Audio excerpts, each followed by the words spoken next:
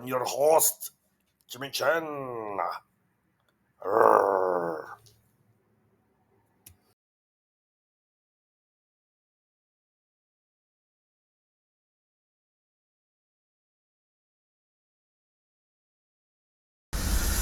Hello, I'm Jimmy Chen. Wait, hold on. Let me sit up a little. I'm Jimmy Chen, and welcome to my channel, Food for HNM, where we talk about all things Holy Bible. We're starting a new book. It's called 2 Kings. But of course, it is in the Old Testament of the Holy Bible. That means there is a New Testament. So the New Testament has to do with Jesus. So, Jesus came right at what I call the zero. He came in 1 AD, right around 1 AD. So he is so important that we have our year, like the 2023, and now it is 2024. We have our year based on when he came, born as a baby. That's how important. See, that's strange. He's God, supposedly the creator, in charge, in control of reality. So you have to think about that one. So the next section of 2 Kings, chapter 1, is titled The Lord's Judgment on Ahaziah. After Ahab's death, Moab rebelled against Israel. Now Ahaziah had fallen through the lattice of his upper room in Samaria and injured himself. So he sent messengers, saying to them, "Go and consult Baal or Baal Zebub, the god of Ekron." So here's another Baal. "To see if I will recover from this injury." But the angel of the Lord said to Elijah the Tishbite, "Go up and meet the messengers of the king of Samaria and ask them, is it because there is no God in Israel that you are going off to consult Baal or Baal Zebub, the god of Ekron? Therefore, this is what the Lord says, you will not leave the bed you are lying on." Hold on, what's this? I left the bed I was lying on. "You will certainly die." So Elijah went.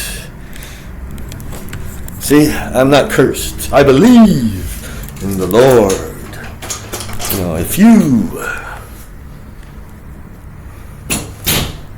consult the Baal, then you will not leave the bed you are lying in.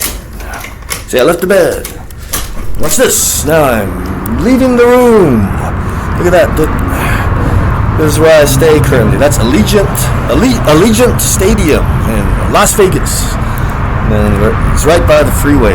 It's kind of noisy. Peace.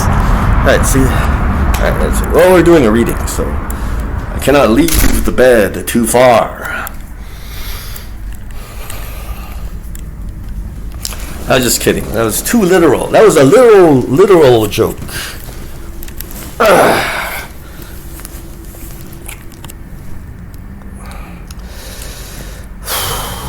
We are at verse 5. When the messengers returned to the king, he asked them, "Why have you come back?" "A man came to meet us," they replied, "and he said to us, 'Go back to the king who sent you, and tell him, this is what the Lord says. Is it because there is no God in Israel, that you are sending messengers to consult Baal or Baal-zebub, the god of Ekron. Therefore, you will not leave the bed you are lying on. You will certainly die. The king asked them, what kind of man was it who came to meet you and told you this? They replied, he had a garment of hair and had a leather belt around his waist. The king said, that was Elijah the Tishbite. See? Then he sent to Elijah a captain with his company of 50 men. The captain went up to Elijah, who was sitting on top of a hill, and said to him, Man of God, the king says, come down.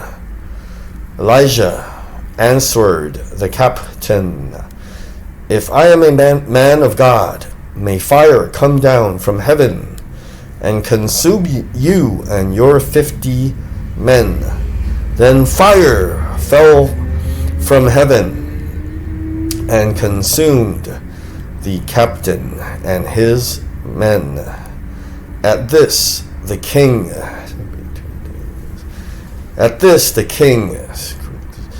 sent to Elijah another captain with his 50 men. The captain said to him, Man of God, this is what the king says, come down at once. If I am a man of God, Elijah replied, may fire come down from heaven and consume you and your 50 men. Then the fire of God fell from heaven and consumed him and his 50 men. So the king sent a third captain with his 50 men. This third captain went up and fell on his knees before Elijah. Man of God, he begged, please have respect for my life and the lives of these 50 men, your servants. See, fire has fallen from heaven and consumed the first two captains and all their men, but now have respect for my life. The angel of the Lord said to Elijah, go down with him. Do not be afraid of him. So Elijah got up and went down with him to the king. He told the king, this is what the Lord says. Is it because there is no God in Israel for you to consult that you have sent messengers to consult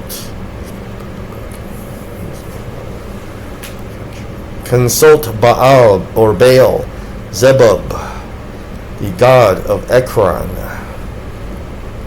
Because you have done this, you will never leave the bed you are lying on. You will certainly die. So he died, according to the word of the Lord that Elijah had spoken. Because Ahaziah had no son, Joram succeeded him as king in the second year of Jehoram, son of Jehoshaphat, king of Judah. As for all the other events of Ahaziah's reign and what he did, are they not written in the book of the annals of the kings of Israel?